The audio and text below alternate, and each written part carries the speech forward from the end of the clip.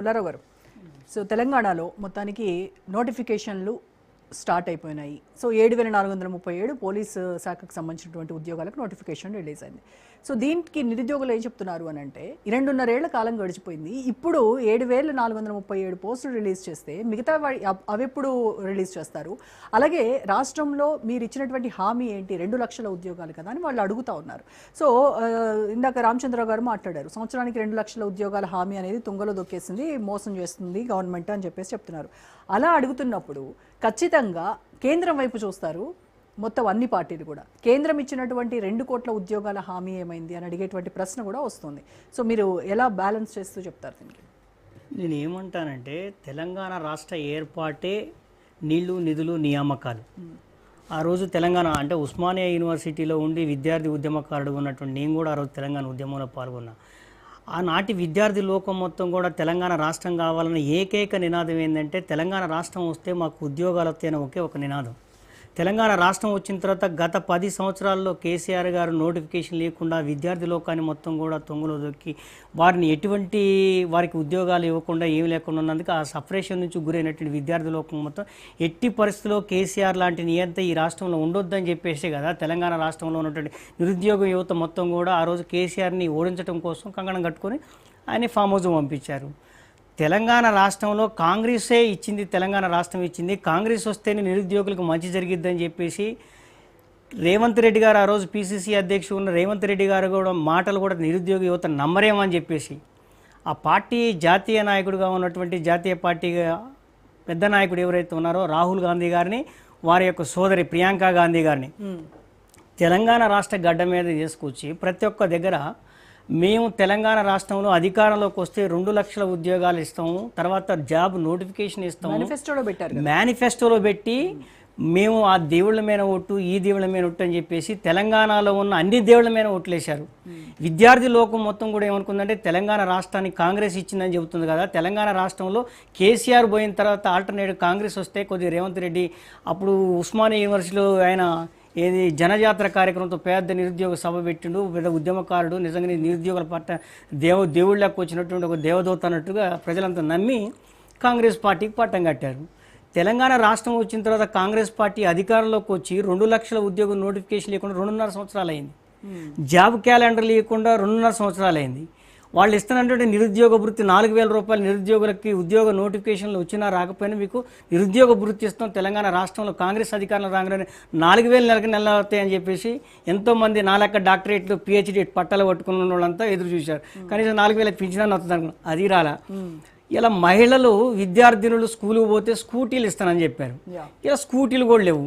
అంటే మీరు ఇచ్చినటువంటి హామీ నిలుపుకోవడంలో కాంగ్రెస్ పార్టీ పూర్తిగా విఫలమైంది. తెలంగాణలో ఉన్నటువంటి విద్యార్థి లోకం కానీ నిరుద్యోగులు కానీ తెలంగాణ ప్రజలు మొత్తం కూడా అసలు కాంగ్రెస్ పార్టీని ఎందుకు తెచ్చుకున్నారా నాయన అనే పరిస్థితిలో ఉంది. ఇక రేవంత్ రెడ్డి గారు నేను ఎంత కష్టపడుతున్నా నన్ను ఎందుకు తీసేయాలనుకుంటున్నారు అంట.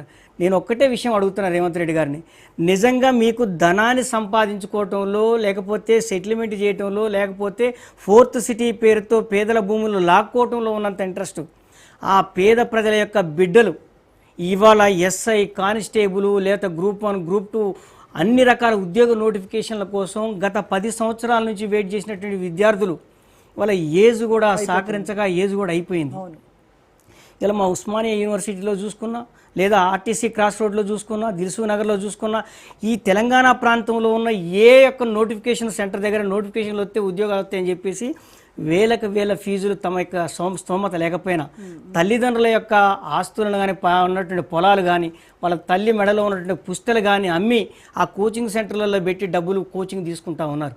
ఇవాళ నేను మొన్న దిల్సు నగర్ పోయినా, ఎస్ఐ కానిస్టేబుల్ విద్యార్థులంతా అన్న మీరు రావాలి ఖచ్చితంగా మాకు అండగా నిలబడాలంటే నేను పోయినప్పుడు ఉత్తగా ఒకటే రోజు వాళ్ళు ఉత్తగా మేము వస్తున్నామని చెప్తే 2,500 మంది విద్యార్థులు వచ్చారు. వాళ్ళంతా దేనికి వచ్చారంటే ఎస్ఐ కానిస్టేబుల్ ఉద్యోగాలు నోటిఫికేషన్ కావాలి. గత ప్రభుత్వం ఇచ్చినటువంటి జాబ్ క్యాలెండర్లో రేవంత్ రెడ్డి గారు తన అఫీషియల్ ట్విట్టర్ పేజీలో పెట్టుకుంది ఏంటంటే 19,000 ఉద్యోగ నోటిఫికేషన్లు ఖాళీగా ఉన్నాయి, నేను అవి ఎస్ఐ కానిస్టేబుల్ ఉద్యోగాలు భర్తీ చేస్తానని చెప్పిండు. ఆయన 12,000 అన్నాడు, ఆయన 12,000 ఫిలప్ చేయాలి. తర్వాత డీజీపీ గారు స్వయంగా 19,000 ఖాళీలు ఉన్నాయి ఫిలప్ చేస్తామని చెప్పిండు పోయినసారి డీజీపీ, అది ఫిలప్ చేయలేదు. ఈ రోజు ఎంత ఇచ్చింది 7,300 చిల్లర నోటిఫికేషన్లు ఇచ్చిండు. అంటే మీరు ఏం చేయాలనుకుంటున్నారు ఈ తెలంగాణ ప్రాంతంలో 30 లక్షల పైచిలుగ్గా ఎస్ఐ కానిస్టేబుల్ కోసం నోటిఫికేషన్ వస్తే మాకు ఉద్యోగాలు వస్తాయని చెప్పినటువంటి యువతకు మీరు ఏం మెసేజ్ చేయాలనుకుంటున్నారు? అంటే ఇక తెలంగాణ రాష్ట్రాన్ని నిరుద్యోగుల కేంద్రంగా చేయాలనుకుంటున్నారా? ఈ రాష్ట్రంలో నిరుద్యోగులకు మీరు భరోసా గెలిపించలేకపోతే ఈ నిరుద్యోగులంతా ఏం కావాలి? ఓకే, ఇంతగానో మాట్లాడుతున్నారు కదా పుల్లారావు గారు, మీరు తెలంగాణ గురించి, యువత గురించి, నిరుద్యోగుల గురించి, వాళ్ళ తల్లిదండ్రుల గురించి, వాళ్ళు పడేటువంటి ఆవేదనని చాలా బాగా అర్థం చేసుకొని మీరు చెప్పారు. మరి కేంద్ర ప్రభుత్వం ఇచ్చినటువంటి హామీ ఏమైంది? 2 కోట్ల ఉద్యోగాలు ఏమైపోయినాయి? 15 లక్షలు నల్లధనాన్ని తీసుకొచ్చేసి ఒక్కొక్కళ్ళ అకౌంట్లలో వేసేసి అందరినీ కూడా లాక్పతి చేస్తామని చెప్పారు కదా. వీళ్ళకి ఎప్పుడు కూడా ఇక్కడ డైవర్షన్ పాలిటిక్స్ ఏంటంటే నేను అడుగుతున్నా, తెలంగాణ రాష్ట్రం forget about BRS railway recruitment బోర్డులో ఎన్ని ఉద్యోగాలు ఎన్ని ఇచ్చారని మీకు తెలియదా? ఇలా ఎన్నిసార్లు ఇచ్చారు? ఇవాళ తెలంగాణ ప్రాంతంగా దేశం మొత్తం కూడా ప్రపంచ దేశంలో పోటీ పడే స్థాయికి భారతదేశం దేశపోయింది వాళ్ళ నరేంద్ర మోడీ గారు. ఇవాళ నరేంద్ర మోడీ గారు అభివృద్ధి ఫలాలను చూసే కదా వీళ్ళంతా ఇంత ఘనంగా చెప్తున్నారు. మా దేశం మా రాష్ట్రం అభివృద్ధి చెంది, మా రాష్ట్రం అభివృద్ధి చెంది, మేము ఏఐ టెక్నాలజీతో ప్రపంచంతో పోటీ పడుతున్న రేవంత్ రెడ్డి గారు చెబుతున్నాడు కదా. ఇవాళ రేవంత్ రెడ్డి గారిని నేను అడుగుతున్న ఒకటే విషయం, నువ్వు దేశ ఎజెండాని పెట్టుకొని ఈ రాష్ట్రంలో అధికారంలోకి వచ్చినవా లేకపోతే రాష్ట్ర ఎజెండాని పెట్టుకుని అధికారంలోకి వచ్చినా? ఒక్క నిమిషం చెప్పమనంటే నేను తర్వాత దాని సమాధానం చెబుతా. వాళ్ళు వచ్చింది ఈ రాష్ట్రంలో ఉన్న నిరుద్యోగులకు హామీ ఇస్తానని చెప్పి అధికారంలోకి వచ్చారు, అవునా కాదా? ఈ రాష్ట్రంలో ఉన్నటువంటి నిరుద్యోగులకే మేము అండగా ఉంటాం, మీకు జాబ్ క్యాలెండర్ ఇస్తాం, 2 లక్షల ఉద్యోగాల నోటిఫికేషన్లు ఇస్తామని చెప్పి ఎస్ఐ కానిస్టేబుల్లలో 20,000 ఉద్యోగాల నోటిఫికేషన్ ఇస్తామని చెప్పి అధికారంలోకి వచ్చారు వీళ్ళు. కేంద్రం గురించి మాట్లాడతారు, ఉట్టికెక్కన ఉన్నప్పుడు స్వర్గానికి ఎక్కుతారా? ఈ రాష్ట్రంలో ఉన్న నిరుద్యోగులు నాలంటే నిరుద్యోగుల కేంద్రాన్ని ప్రశ్నించే రోజు ఖచ్చితంగా ప్రశ్నించండి. నేను అడుగుతున్నా, కేంద్రాన్ని ప్రశ్నించే రోజు ఖచ్చితంగా కేంద్రం ఈ రోజు ఈ రాష్ట్రంలో సమస్య ఉన్నప్పుడు కేంద్రంలో సమస్యను ఎవరు పరిష్కరించాలి?